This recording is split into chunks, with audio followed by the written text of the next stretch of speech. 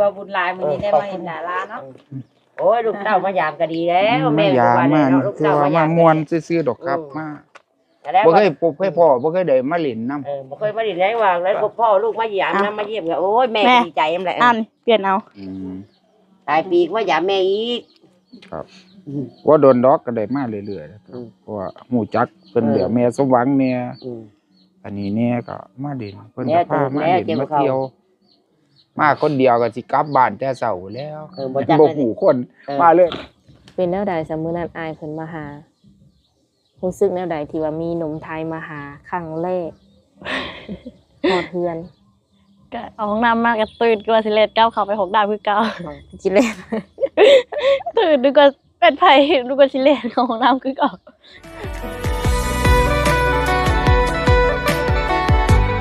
โอ้ยสบายดีสบายดีน้องแอนนะยามเช้าเนาะทุกคนกินข้าวแล้วน้องล่ะยังบ่มีแนวกินข้ากระตื่นนอนพวกเนี่ยบ่สบายเลยก็เลยพากระตื่นบ่สบายไอ้มันคืนบ่อยู่เลยนอนแม่นบ่ตั้งแต่มื้อนั้นพุ่นหรือว่าแล้วก็เป็นขึ้นมาอีกเห็นไหมมื้อนั้นมาก็เห็นไอออกหอกแฮกอยู่เนาะโดยคือก็จะบ่ได้นอนมันคืนว่าไอกินหวานหลายบ่ก็บ่ได้ถูกกินน่ะอันว่าไอขึ้นมาเคยเป็นไข้มันเป็นมานะเรียนว่าความรักกำลังบานซื่นเนาะทุกคนมื้อนี้ไปไสซะน้องล่ะบ่ได้ไปไสอยู่เฮือนพักผ่อนนี้แม่คือว่าบ้านเฮาก็มีงานบุญงานศีลเนาะบ่ได้ไปแห่น้ำเพิ่นบ่ได้ไปบ่สบายหยุดไว้ก่อนติติดดอกมงดอกไม้แน่นอนน้องล่ะเนาะสิติดอยู่แหละถ้าเบิ่งบางทีอีก2มื้อนี่ก็แม่นมื้อมันเนาะเลยอาจสิเซาทันเล่นบุญเนาะเห็นน่ะยังบ่ฮู้มีเงินซื้อยังบ่มีเงินซื้อบ่มีเงินสักยาอยู่เอาเงินไปสักยาก่อนยังบ่ทันมีเงินเล่นบุญบ่เด้อโอ้ยเนาะต้องสักยาแน่ถ้าว่าบ่อันเฮาบ่สบายเฮาก็ไปบ่ได้คือเก่าต้องได้สักยาก่อนลิ้นก็บ่ม่วนเลยเนาะสมมุติแบบบ่สบายในกระตูสิเนาะโดยก็บ่ม่วนนี่น้องเพิ่นค่อนข้างว่าบ่สบายดุเนาะแบบเป็นอ่อนๆแอๆน้อยๆนะโดยเป็นแล้วก็เป็นดีแล้วก็แบบกลับมาเป็นอีกเนาะแบบบ่โดนปานใดนะบ่ฮอดเดือนซ้ำอันนี้ก็ห่างกันประมาณ 2-3 มื้อนี่ไปแจ๊กมื้อที่ว่ามาหาเจ้าเนาะโดยเป็นแนวใดซะมื้อนั้นอายเพิ่นมาหารู้สึกแนวใดที่ว่ามีหนุ่มไทยมาหาครั้งแรกฮอดเฮือนก็ดีใจอยู่ที่เพิ่นมาหานะตอนแรกนี่ฮู้บ่ว่าจะมีคนมาหาแบบจะมี FC มาหานะนอกจากเอ้ยเจ้าคิดว่าอะไรทำอีกคิดว่าอะไรตอนที่โทรมาเมื่อกี้นึกว่าสิมาถ่ายคลิปซื่อๆล่ะเพราะปกติแต่เก่าสิโทรมาว่าต้องได้อยู่เฮือนบ่ที่มาถ่ายคลิปจังซี่แต่ที่นี่ก็คิดว่ามาถ่ายคลิปธรรมดาเนาะตอนแรกๆเพิ่นลงรถมานี่เจ้าฮู้บ่ว่าเพิ่นเป็นหนุ่มไทยบ่ฮู้เพราะว่าเข้าห้องน้ำมากก็ตื่นกว่าสิเลดก้าวเข้าไป6ดาวคือเก่าสิเลดตื่นดูก็เป็นไผดูก็สิเลดของห้องน้ำคือเก่าบ่ว่าติแต่มันตื่นนะออกมาแล้วคือคือขายคือมีคนมาทางเรามาเบิ่งรถมีเป็นชาวบุญเปียกับเบสวักมีคนฮู้จักแน่ติก็เลยออกมาแบบตกใจแบบบ่เคยเห็นหน้าเพิ่นน่ะเด้อแต่ยังหัวเนาะตอนมาฮอดทำอีทนี่ยังอยู่ในห้องน้ำแอนนาเนาะทุกคนได้ยินเสียงบ่บัดนี้จังออกมาหรือว่าทำธุระเสร็จแล้วได้ยินกระทับกับเขาห้องน้ำแน่แหละได้ยินเสียงก็เสียงไผล่ะมื้อนั้นอายเพิ่นมาเพิ่นเอาเงินให้ 1,000 เนาะทำอีทเนาะเพิ่นบ่ฮู้เงินจะฮู้เงินบ่เนาะแอนนาก็ฮู้ยันว่าบ่ฮู้เงินถ้าฮู้จะถามว่าก็ทัวว่าสิหัวก็อดทัวอยู่ก็เลยเงินให้แม่แกงงไปเลยเตะไว้ด้วยได้หลายกว่าได้หลายกว่าได้ไกลหลายกว่าซื้อก็บ่อยู่ ถ้างงไปได้เติม แบบว่าคันสิบ่เอาก็คือบ่ไปยุบไปก่อนไอ้นาก็จับไปก่อนแม่นบ่ เด้อ จ้ะเพิ่นบ่ฮู้กันเลยเนาะเพิ่นมาลาวครั้งแรกใช้เงินลาวบ่เป็นเลยนะ พันกีบก็อยู่ลาวเฮานี่1,000กีบเนาะเป็นเงินเพิ่นนี่ก็อาจจะประมาณบาทนึงเนาะทุกคน หลังจากนั้นเพิ่นก็กลับไป คือเพิ่นมามื้อนั้นก็บ่มีหยังเพิ่นก็แวะมาเบิ่งไอ้นาเนาะได้มาเลย เด้อ แวะเอาเครื่องมาให้น้ำจักใส่ได้หรือบ่ไอ้นา ใส่บ่ได้ พอเจ้าอันไหน แล้วก็ใส่ได้แต่ตัวกระสัน ขายาว ขายงามนอกจากแม่สนใจบ่ได้ หมดเพราะว่ามันมี2ตัวนึกมันบ่แม่นไส้เดียวกันติ บ่แม่ ใส่ได้แต่แขนสั้นเนาะทุกคนขายาวก็คือใส่บ่ได้ซ้ำ โอเค มาต่อกันเนาะทุกคน เมื่อกี้นี่ย่ายก่อนมีหมุดเนาะหน่อยนะ เด้อ หมุดครบจะหลายบ่เมื่อกี้นี่ ครบหลาย บ่ไหวเนาะทนบ่ไหวหมุดคันทุกคนเลย อันนี้มานั่งสัมภาษณ์อยู่อันโฮมต้นขามเส้นเก่าเส้นเคยเนาะ ก็ อยู่เพื่อนอยู่ซานน้องแอนนาเหมือนเดิมมื้อนั้นคือว่าได้ยินว่าโฮมเงาะคือโฮมเงินบ่ไอ้นะเป็นเก็บเงินแล้วบ่เดี๋ยวนี้ เก็บไว้ซื้อรถจักร ความฝันได้บาท ได้จากมือเลยเนาะเจ้าก็ ตอนมีว่ะตอนมีหยอดบ่ตอนบ่มีหยอด ได้เงินมาก็หยอดถ้าบ่ได้เงินก็บ่หยอดมันเพราะบ่มีเงินหยอด แบบว่ามีความฝันสิซื้อรถบ่บัดนี้แบบเป้าหมาย เด้อ ซื้อรถจักรบัดนี้ ที่ซื้อรถจักร โอ้พอได้ขี่เนาะเลยนะ เด้อ หมดหลายเนาะยามมานี่ก็ยังมีหมดคือเก่าแต่คนละ ต้องเต็มแขนน่ะ ยามมันดอกมันมาดมไปสิ ใครมันโดนเป็นว่าครบพันนะดูดิข้างในก็มีอ่ะ โดย คืออันเพิ่นมาหานี่กันน้องก็แบบนอกจากตื่นเต้นเลยแบบว่าตกใจก็บ่ได้รู้สึกหยังอีกบ่ ก็รู้สึกอยู่ รู้สึกว่า แบบคือว่าเฮาบ่เคยเห็นน่ะเป็นแบบเพิ่นมาเฮาก็ต้องตื่นจนไปออกจากห้องน้ำเคยเห็นพอเห็นคนที่เฮารู้จักจากกล้าออกมาหั่น น้องดาวเบิ่งน้องคิดว่าอ้ายเพิ่นประมาณจักปี ก็บ่ฮู้ เอาแบบตัวจริงเพิ่นนะแบบว่าเฮาแนมเบิ่งนี่ประมาณแบบจักปีแบบสิบ่ฮู้เลยบ่ บ่ฮู้ ดาวคั่นน่ะ ดาวก็บ่ฮู้ หาเพิ่นยังหนุ่มบ่ตัวจริง ก็สิพูดอยู่จักนมหรือบ่นมเขาว่าก็อยากเฒ่าอยู่หั่นแหม อ๋อตามที่เฮาเบิ่งเนาะ เด้อ เพราะว่าเพิ่นก็มีอายุในแล้วเนาะเพิ่นมาเที่ยวลาวอยากมาทำบุญอยากมาเบิ่งหันเบิ่งนี่ได้ยินข่าวเนาะแม่น้องบ่สำบายเด้ก็เลยว่าอยากมาเบิ่ง มาก็พอดีแม่เจ้าก็อยู่เพื่อนเนาะ โดยอยู่เรือนำกัน เพิ่นอยู่เพื่อนทุกมื้อเลยบ่ อยู่ทุกมื้อ โดยเป็นแนวใดซะหลังจากที่เฮาถ่ายคลิปมื้อนั้นเนาะคือเอ้ยก็แจกเฟซลงไปอีก มีเข้ามาเพิ่มหลายอยู่บ่ ก็บ่มี เอ้าคือว่าแจกออกในช่อง YouTube เนาะทุกคนบ่มีคนทักเข้ามาเพิ่มเลยบ่ บ่มีเลย โอ้ก็คือเงียบคือเก่าตีแน่น่ะ โดย บางคนก็ว่าค้นหาแหละมันบ่ขึ้นเนาะเฟซเจ้ามันบ่คือไลน์ประมาณนี้ก็ยากเนาะ เขาเขียนบ่ถ้าเขียนบ่ถูกมันก็สิบ่ขึ้น โอ้ ต้องเขียนให้มันถูก สะกดคำเนาะ โดย เป็นอยากย่างนิดอยากย่างแน่จักหน่อยติบ่ โดย ชื่อก็ชื่อเป็นอันอิหยังก็ภาษาอังกฤษบ่ โดย แอนนาภาษาอังกฤษได้ทุกคนเลยสำหรับเฟซเพิ่นเนาะมา ไต หมูไต บ่ไตหูไตยัง เอาว่าติมันคือสิมักไตเลยเจ้าแท้เนาะออกแล้วบ่ บอกไตเอา แต่เอา ไปว่าไตได้หู สไตล์แขน เฮานั่งอยู่นี่เนาะแบบว่ามันเป็นโฮมเป็นหยังมันอาจจะมีหมดลายหนึงจังหน่อยอย่ามันให้มันยางลิ้นแถวนั้นแหละ ตอนนี้นี่มีไผแบบว่าคุยถึกใจแล้วบ่ไอ้นะ ยังบ่มี ยังบ่ทันมีจักคน โดย ทุกมื้อนี้คุยกับไผซะ บ่ได้คุยกับไผ อยู่แบบได้จ้ะ อยู่แบบลิ้นไป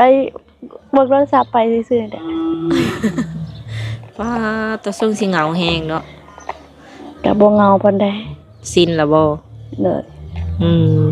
มีหมู่มีครูมาเล่นอยู่บ่น้องล่ะ ก็มีอยู่ มาเล่นน้ำเจ้าหั่นได้ โดย ผู้บ่าวก็มีบ่รุ่นเดียวกันมาเล่นนำ บ่มี บ่มีกิ้วหักผู้บ่าวไทยบ้านเนาะ โดย โดย ส่วนหลายมีแต่ทางไกลFC ส่วนหลายเนาะที่ว่าเพิ่นเบิ่งแล้วก็ติดตามน้องแอนนามื้อนั้นเพิ่นว่าอ้าวเบิ่งแอนนาคือแบบว่าจักเป็นแบบใดนะแบบ โดย ตื่นเต้นบ่หรือว่าแบบใดแบบบ่คือแอนนาขนาดเนาะมื้อนั้นเนาะ โดย เป็นน้ำบ่สบายแน่บ่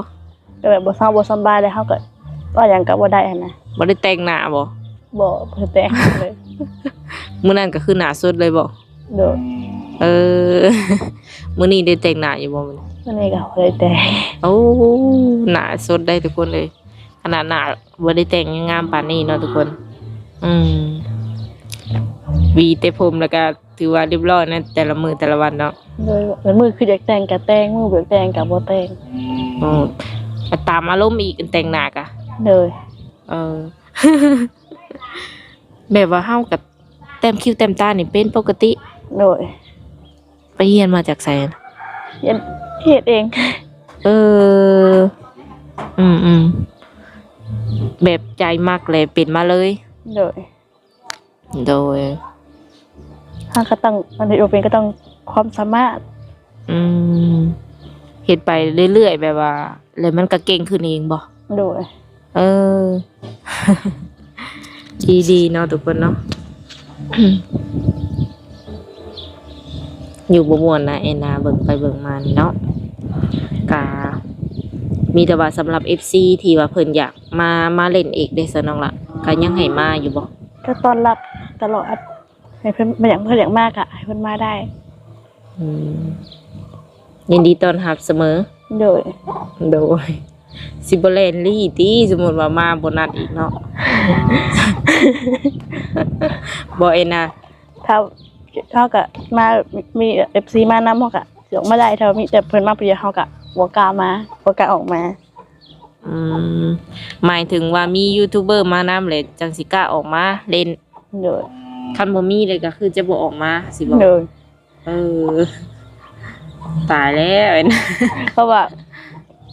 แต่เพิ่นมาแบบมาเพิ่นตื่นเห็นนะบ่ได้เฮ็ดเท่านั้นนะมันคือออกมาจากห้องน้ำนึกว่าสิยังอยู่ในห้องน้ำเห็นเฮ้ยมาจะตื่นจะว่าสิเข้าห้องน้ำต่อ เป็นอะไรที่นี่ถามว่าไผสิมาลินนี่ก็ยังยินดีต้อนรับเด้อทุกคนเนาะยังมาได้เด้อน้องแอนนาเพิ่นก็ยังให้มาลินมาหัวได้อยู่เนาะและสำหรับบางคนเพิ่นถามว่าสมมุติว่าอยากช่วยเหลือเนาะสามารถช่วยเหลือแอนนาได้ทางใด ทางใดก็ได้ ทางมาส่วนตัวก็ได้เนาะ เลย แล้วก็แบบว่าเคยมีคนฝากเงินมาให้หรือว่าอีหยังนี่เอาเป็นเบิดละบ่ เอาเป็นแล้ว เลยเครื่องของถ้าว่าสมมุติเป็นเครื่องของเนาะก็เอาได้บ่ เพราะว่าเป็นเครื่องของเฮาก็ว่าได้ถ้ามีรถไปเอานะ โอ้แต่เคยฝากเคยหยังอยู่เนาะ โดย ฝากทางแอนนาโดยตรงก็ได้เนาะทุกคนเนาะเพราะว่าแอนนาเพิ่นก็ฮู้เบิดเนาะว่าวิธีการไปเอาต้องเฮ็ดแนวใดแน่บ่เป็นห่วงเพิ่นก็ได้เนาะทุกคนสามารถแบบว่าฝากโดยตรงก็ได้ หรือถ้าบ่สะดวกก็สามารถฝากทางเฮาได้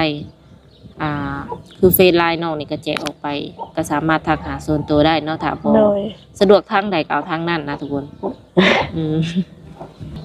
โดยส่วนตัวแล้วบ่มักเว้าหลายบ่นะ โดย จะเป็นคนแนวนี้บ่ เดี๋ยวก็บ่อยากว่าหลายขาแต่ได้สุดนั้นคือบ่ได้ว่าหลายขนาดนี้เดือนสิว่าได้นึงก็ คือบ่อยากเว้าเลยถ้าเฮ็ดงานมานี่ยังก็อยากคิดอยากได้เลย เออ ถ้าว่ามีเงินก็สิเฮ็ดเฮือนแน่ ความหมายว่ากลับมาแต่เฮ็ดงานเลยความคิดเปลี่ยนไปหลาย เด้อ อยากได้อยากมีแล้วบัดนี้เนาะ เด้อตอนนั้นก็คือบ่คิดว่าอยากมีหยังเลย เออ แต่ว่าตอนนี้แล้วคืออยากได้รถแน่อยากได้เฮือนแน่ เออจะไปเฮ็ดงานแต่มันมีแบบว่าอีหยังบ่ที่เฮ็ดให้เฮาเบิ่งแล้วเฮาแบบอยากมีประมาณนี้นะ แบบมันคือว่าเฮาคือเฮ็ดงานแล้วเฮารู้สึกว่าแบบมันคือดีขึ้นนะ เออเขาเลยอยากสร้างเนื้อสร้างตัว โดย ยันว่ามีไอดอลบ่แบบเฮาไปเห็นเลยเฮาอยากมีคือเขาประมาณนี้ กับบ่ เอาว่านี่ คิดอยากได้เองนะ อ่าตัวเองอยากได้เองเนาะ โดย บ่มีไอดอลเนาะ โดย ดีแล้วอายุสำนี้ก็คิดอยากสร้างอยากสาแล้วเนาะทุกคนเนาะแต่ว่ายังบ่ทันแบบ อยากสร้างสาแบบเป็นครูอยากสร้างสาไปคนเดียวก่อน โดย และคนที่เข้ามานี่ต้องคบกันแบบได้คบกันเป็นแฟนก่อนบ่เนี่ย ก็คบคุยกันไปก่อนนั่นแหละ อ๋อคบเป็นแฟนมาไปมาหาสู่กันก่อนเนาะ โดย ได้บ่ เอามาคบคุยเบิ่งก่อนว่าเพิ่นจะจริงจังกับพาบ่นะ คันเพิ่นจริงจังเลยจ้ะ เพราะเขาต้องคบรู้ใจเพิ่นเด้ สมมุติว่าคบไปแล้วเพิ่นจริงจังกับเจ้าแฮงแบบเพิ่นอยากมาตบมาแต่งเอาได้สาบัดนี่ เพราะเรื่องนั้นเขาก็ยังบ่พาว่าออกมา อ๋อ ข้อยเชื่อว่ามีเนาะคนที่ว่าเพิ่นจริงจังกับเจ้าน่ะ เออ และยังรอคำตอบจากเจ้าอยู่ข้อยคิดว่านะ เด้อ เจ้าก็ยังแบบว่ายังให้คำตอบบ่ได้บ่ เดี๋ยวยังให้คำตอบบ่ได้ ในความคิดยังคือเก่าบ่อยากอยู่บ้านตัวเองหรืออยาก ก็ ไป อ อย าก ยู่ อยู่ ไส บ้านแน่แหละ เพราะเขาไปก็เขาก็ไปบ่ได้อยู่ดีนะ เพราะเขาเป็นเท่านี้ก็เดี๋ยวได้เสียเงินกลับมาคือเก่า หมายถึงเป็นอีหยัง เขาขายแล้วนี่แหละ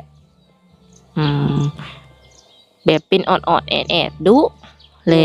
ย่านไปเลยย่านมันแบบได้กลับมาคือเก่า โดย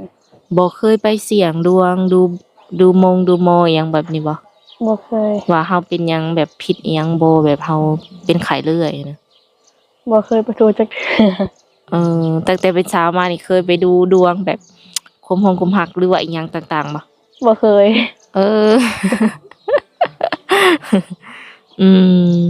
บ่เคยไปแบบทางนี้จักเทื่อเนาะ โดย แล้วไปลิ้นไปเที่ยวนี่ไปไกลบ่ ก็บ่ไกลอยู่แถวบ้าน ไทยนี่เคยไปจักเทื่อ ไปตั้งแต่ชุดไปเขาไปตั้งแต่อายุน้อยๆยังแต่บ่จักความปานใด จ แต่ น ไป ถึง ใหญ่ก็ไปใหญ่อยู่พุ่น จะไปใหญ่อยู่ไทยพุ่น เด้อ อ มากับจนบ่จักชื่อบ้านเว้าภาษาไทยบ่จักบ้าน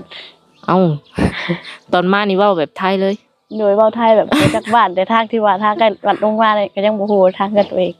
ยังถามว่าไปทางใดกันแน่นะก็ภาษาไทยแต่ก็บ่ได้ภาษาลาวแล้วนี่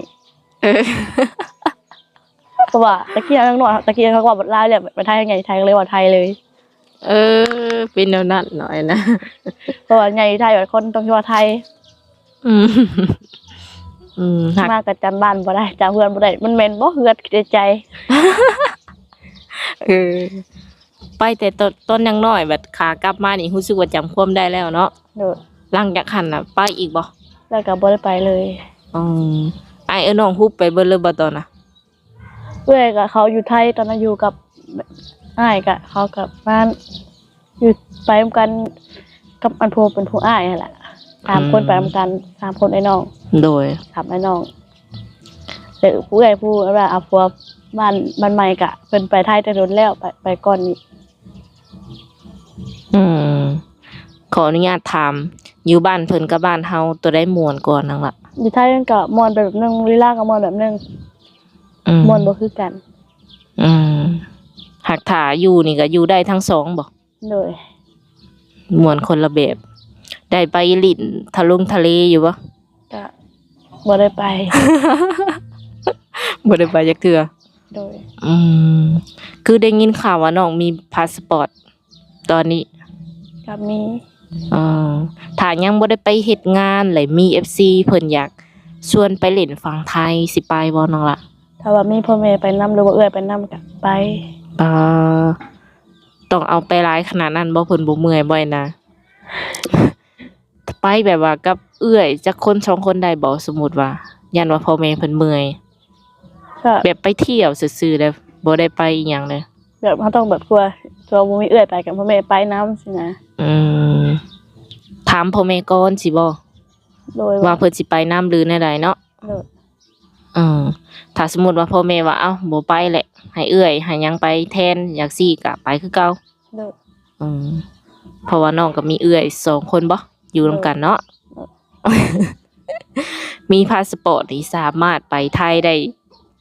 หลายบอน โดย ไปเที่ยวได้หลายที่ โดย ย่านว่าอยากไปเบิ่งฝั่งไทย